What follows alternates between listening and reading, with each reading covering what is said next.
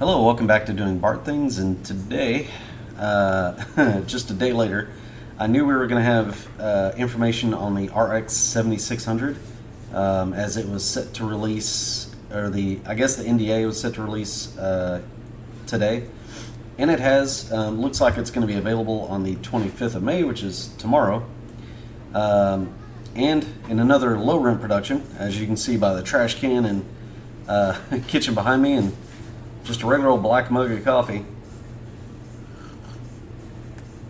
We're going to talk about it a minute. Hopefully we can keep this conversation down. I get really mumbly and talkative during some of my videos, and I'm going to try to stay on track. So what's going on with this thing? Well, initially they rumored that it was going to be $300. AMD kept the price drop right up until basically yesterday, and there were several sites, I think, re-recording some of their stuff to try and make up for the fact that they'd reduced the price to $269, which $269 makes it more competitive. I don't know if that's because NVIDIA's 4060 Ti is just not great, and then they're going to release a 4060, which also is going to be not great, but they didn't quite go for the money grab as high as AMD maybe originally thought they might. That might have something to do with it. Either way, man, AMD, they really need to take a serious look at some of their product launches, especially for video cards. It just seems like they're doing this thing again, and I've said it before, where they allow NVIDIA to set the market. They wait for NVIDIA to go, okay, we're going to charge X, and then whatever the product is they're going to release with it in order to compete with that product that they just released the price on, they go, okay, we're going to reduce the price by 10% or 15% or whatever it is.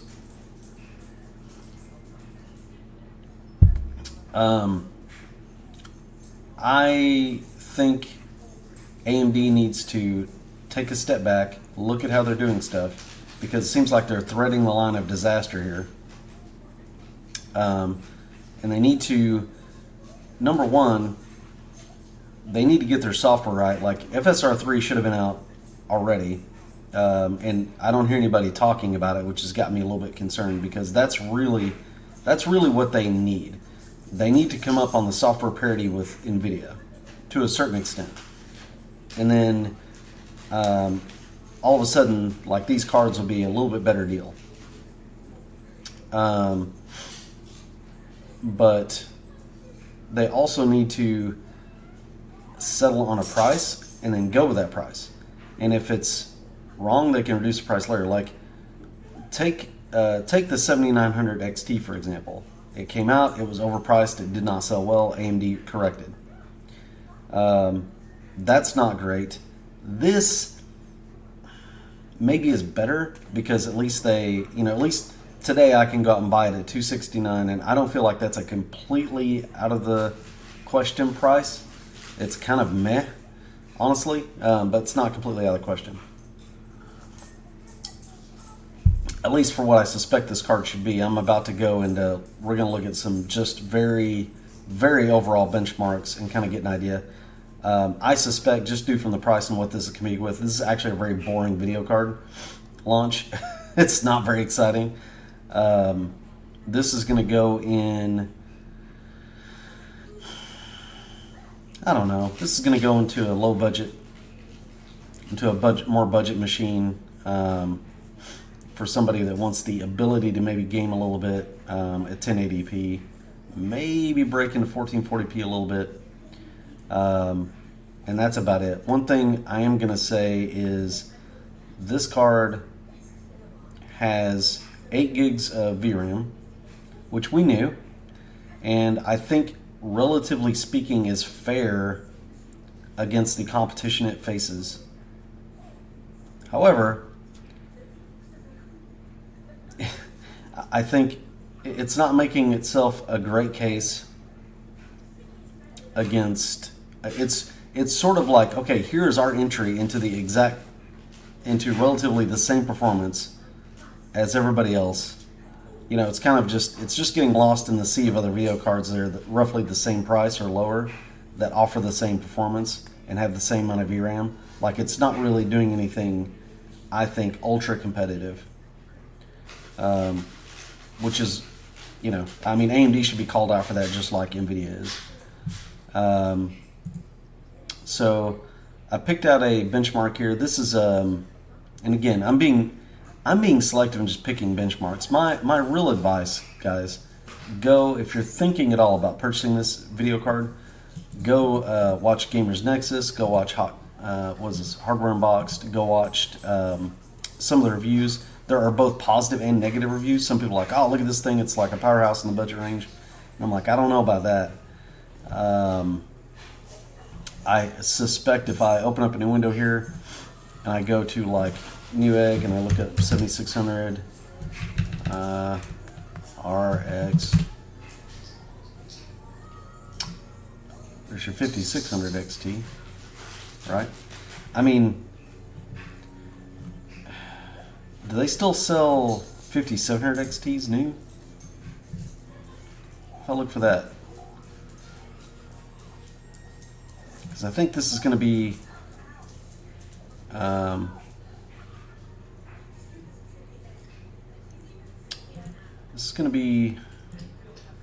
kind of the thing, right? And what I don't get. Okay, there you go. So there's a 5700 XT, 8 gig for $230, right? And I bet this card matches or beats this 7600. Let's see if we can look. So there's a 5600 XT Pulse. 7600, here's a 6700 XT. And the 6700 XT we know is only a little bit faster than the 5700 XT. It's not a tremendous amount. So yeah, there you are. Like last gen, higher end, a little bit higher end model than this gen, and it beats it. 6600, you can see here the 6600 is not that far off. It does show a like for like improvement.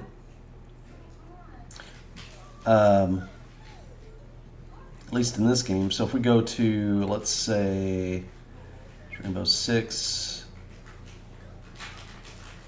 Tomb Raider, what about Cyberpunk? Okay. Cyberpunk, because that's a newer title, right? So if we look at Gamers Nexus's numbers here, 7600 basically comes right in with an Arc A750 or A770. You can get an A750, I mean, for $250, I think. So I don't know why. I'm really confused. I don't know why AMD took this long to drop their price down to $269 for this card. Probably should be a $250 card. And I think I have a video a while back, weeks ago maybe, saying this card should probably, when we thought it was going to be the 7600 XT, and we were saying like this card needs to be, honestly, $250. I think Moore's Law is dead, even, you know, kind of speculated like that's where its price range should be. For what it's going to offer. And the other thing is it is limited by the 8 gigabytes of RAM. So that's something else to consider. I don't think it's as bad of a buy as the 4060 Ti necessarily, because it is an improvement over the 6600 XT. So if that's the you know, the problem is if you're targeting that price range of video card, you know, and again, guys, target a price range, you know, unless there is just a feature that you got to have. Like if you are dead set, if you're just dead set on getting a video card that has DLSS 3, all right, well, you know, you're gonna pay for it, right? And I don't think you're getting a return on that investment like you think you are. However, if you're looking at this holistically of what am I getting for my money, I think there are other cards for the same price range that are very competitive that you might be able to save a few bucks. Just looking at the chart here again. If we look at hardware in box, so they do this like price comparison where they kind of do an average frame rate versus cost analysis, which there's some caveats to this. I don't think it's perfect, but it's something that will sort of give you kind of an idea on price versus performance. So initially it was going to be $300, and you can see here it's not doing especially great. I mean, it's in that 6650 XT range, but it's more expensive. It makes a better cost to performance ratio at $70. It's kind of like, at least it matches or beats money for performance your 666-700 XT.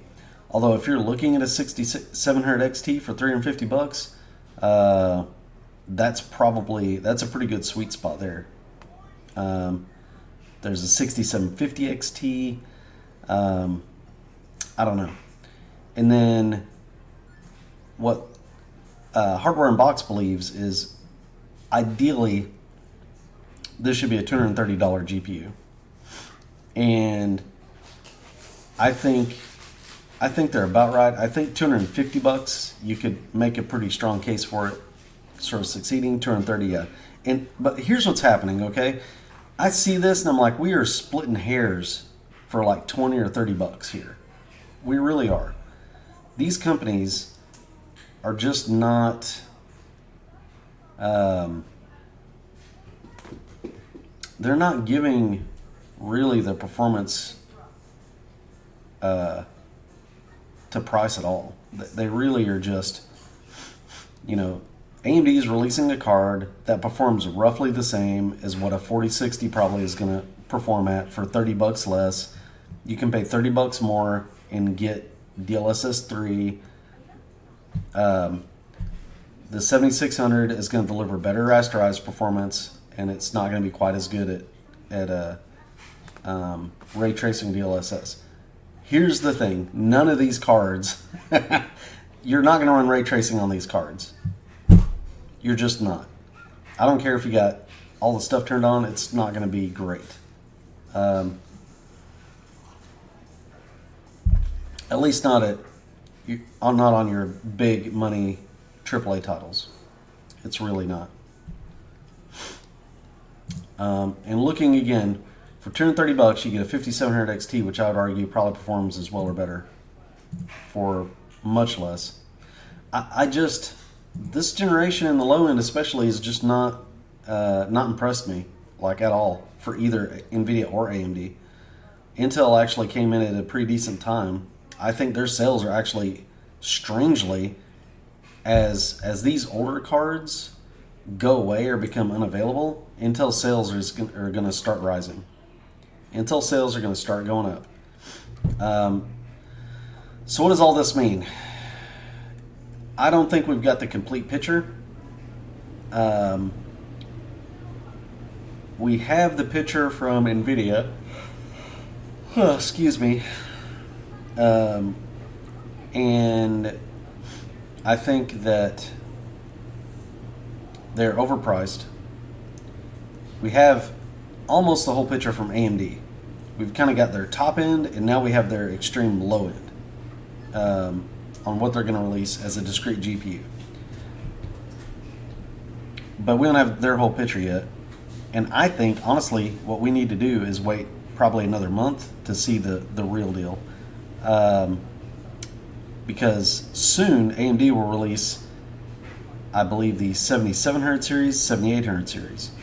And I think that's where we'll actually see what kind of value we're really going to get.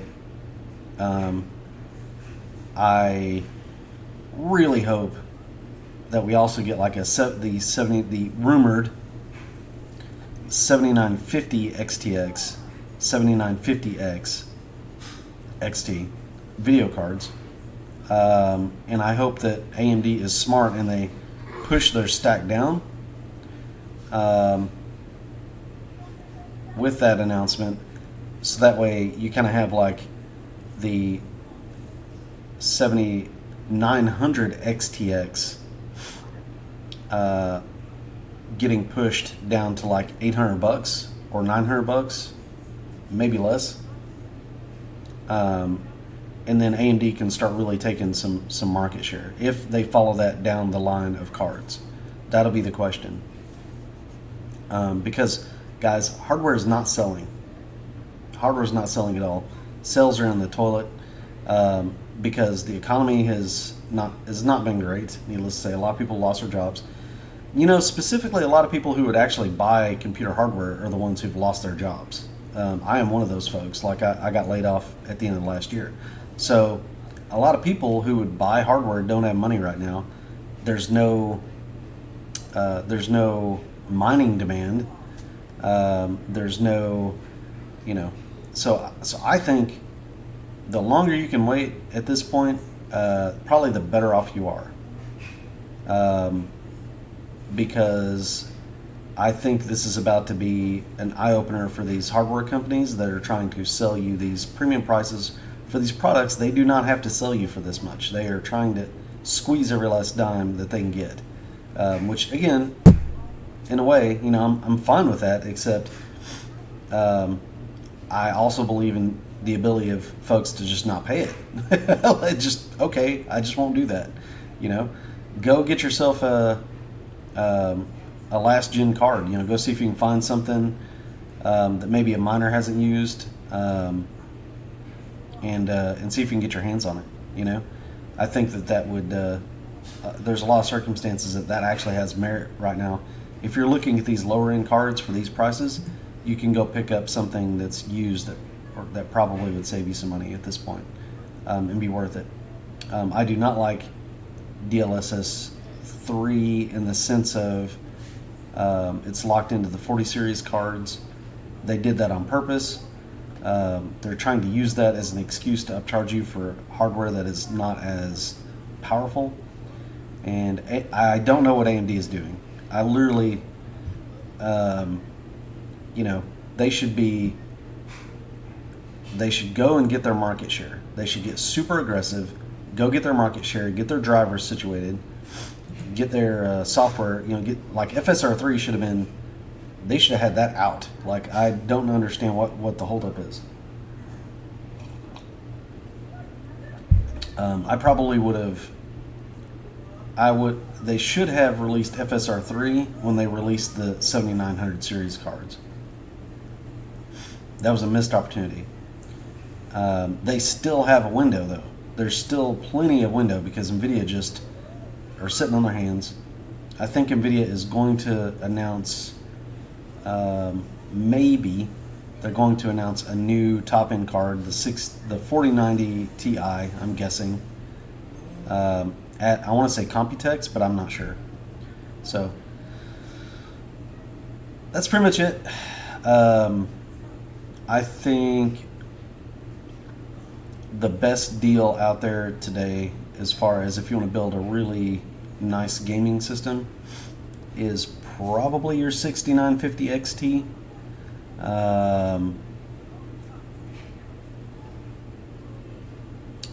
And after that, I mean, I don't think there's really any great deals. 7900 XT is becoming okay of a deal. 4070 sucks. Just no. If you can find a 3060 Ti for a cheap price, that might be a way to go over the 4060. The 6700 XT is not bad for kind of more of a budget build. Super budget, I wouldn't even look at the 7600 card. I would look at like maybe even something older, like a 5700 XT, like I showed you for $230. I think it's going to be very comparable to this. It'll take more power, but it'll be very comparable.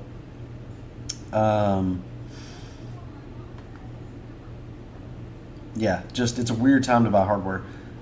If you can at all, I would wait until AMD has released its entire lineup, and that way you can get a feel for that. Because I think also too, when they release their entire lineup, like a 7800 XT, then I think you'll see the 6800 XT's prices drop even more, and 6700 XT prices drop even more. And I think that'll be good. Like that'll be maybe some decent time to maybe think about snagging those cards. If you're looking for like the best deal you can get. But yeah, that's kind of my analysis right now. If you're looking to buy something today, 6950 XT is probably the best deal. If you're going up and above a $630 video card, I honestly think, and I hate to say this, but I think you go all the way. You save up and you get yourself a 7900 XTX, or you get yourself a 4090. You know, I think you just save and go get one of those.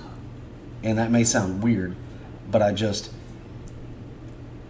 the performance delta from the 6950 XT, the 7900 XT, the 7900 XTX to the 4080 to those cards, to me it's just not that compelling of a difference. Like you need to, well, 7900 XTX pretty much is kind of from AMD, like that's the top end AMD card. I think that's more compelling because it's cheaper than the 4080 and it sort of trades blows. If the 4080s start dropping in price, I'll probably feel a little bit differently about that. Or you go get the 4090 because, well, what the heck, it's the fastest thing you can get your hands on. So that's kind of where I feel like I'm at. And part of that is by their design, which really sucks. That's what they want you to do. They want you to spend more money and get a higher end graphics card even if you don't need one.